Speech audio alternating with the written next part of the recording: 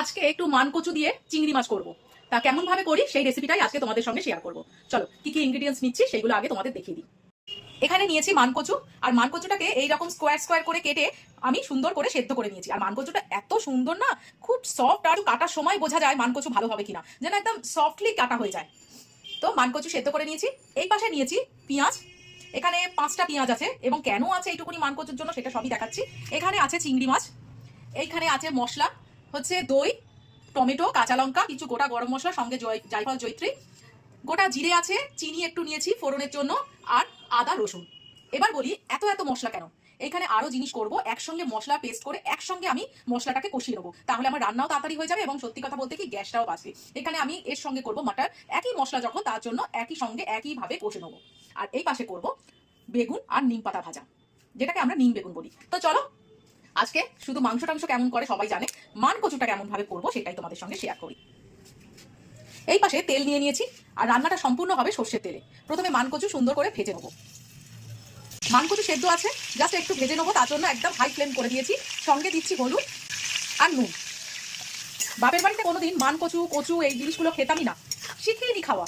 কিন্তু আমার বাড়ি, শ্বশুর বাড়িও ঘটি, বাঙাল নয়, তা সত্ত্বেও মানকচু, কচু এইসব জাতীয় জিনিসগুলো খেতে এখন বেশ ভালো লাগে। কচুর লতি বেশ ভালো লাগে। মানকচুগুলো সুন্দর করে ভাজা হয়ে গেছে, এইবারে মানকচুগুলো তুলে রাখবো। এই তেলের মধ্যেই পেঁয়াজগুলো একসঙ্গে সব ভেজে নেবো। এতগুলো পেঁয়াজ একসঙ্গে ভাজলাম কেন প্রথমেই বলেছি, তাই জন্য সব পেঁয়াজ একসঙ্গে দিয়ে দিলাম। পেঁয়াজগুলো নরম যাতে হয়ে যায়, তাড়াতাড়ি করে ভাজা হয়ে যায়, তার জন্য একটু নুন দিয়ে দিলাম, আর সঙ্গে ঢাকা দিয়ে দিলাম। এইবারে এই মশলাটা পুরো পেস্ট করে নেবো। কোনো জল দিয়ে পেস্ট করবো না, শুধুমাত্র এই দইটা দিয়ে পেস্ট করে নেবো। পেঁয়াজটা আমি একদম ভালো করে ভেজে নিয়েছি, দেখো কতটা পেঁয়াজ আর এই কইটুকুনি হয়ে গেল। এটাই হয় মজে গেলে পেঁয়াজ, তারপরে এইটুকুনি লাগে। এইবারে আমি পেস্টটা দিয়ে দেবো। এইবারে ফ্লেমটাকে একদম লো করে দেবো, লো করে একদম ধীরে ধীরে আস্তে আস্তে কষতে থাকবো। যত ধৈর্য নিয়ে কষবো তত রান্না ভালো হবে। কালারের জন্য দিয়ে দেবো কাশ্মীরি লঙ্কার গুঁড়ো, সামান্য নুন দেবো, আর নুনের সঙ্গে সঙ্গে হলুদটা মাস্ট। এইবারে কষানো শুরু। আমি অনবরত খুন্তি দিয়ে নাড়বো না, আমি একবার একবার করে নাড়বো আর চাপা দিয়ে দেবো, তাতে খুব তাড়াতাড়ি কষানো হয়ে যাবে, আর এর ফাঁকে ফাঁকে আমি অন্যান্য কাজগুলো করে নিতে পারবো। এই ঢাকা দিয়ে দিলাম, আবার একটু পরে এসে আবার খুন্তি দিয়ে সুন্দর করে নেড়ে নেবো। এইভাবেই কষবো। মশলা আমার বেশ কিছুটা কষানো হয়ে গেছে, আরো কষতে হবে, কিন্তু চারিদিকে তেল বেরিয়ে গেছে। এই মুহূর্তে বেশ কিছুটা মশলা আমি তুলে এই মাংসে রেখে দেবো। মাংসটা সমেত মশলাটা তোলা আরো কষানোর জন্য এই অবস্থাতেই রেখে দেবো। আর একটু বেশি করে মশলা তুলবো, কারণ মাংসের পরিমাণটা বেশি আমার মানকচুর থেকে। ব্যাস, যা মানকচু আছে এতেই আমার হয়ে যাবে। এর মধ্যে আমি চিংড়ি মাছগুলো দিয়ে দেবো। মশলার সঙ্গে চিংড়ি মাছগুলো একসঙ্গে কষিয়ে নেবো। মশলাটাকে চিংড়ি দিয়ে আর একটু ভালো করে কষিয়ে নিলাম। এইবারে আমি মানকচু ভাজাটা দিয়ে দেবো।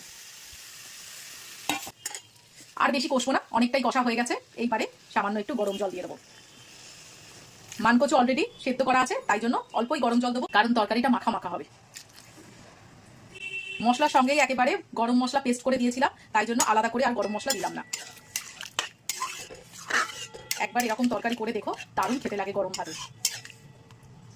আর মানকচু শরীরের জন্য খাওয়া অত্যন্ত উপকার।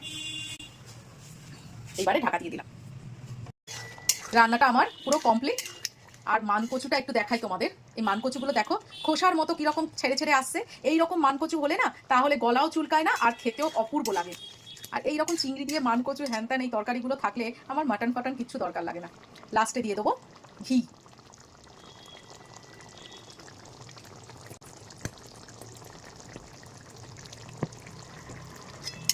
ব্যাস কমপ্লিট।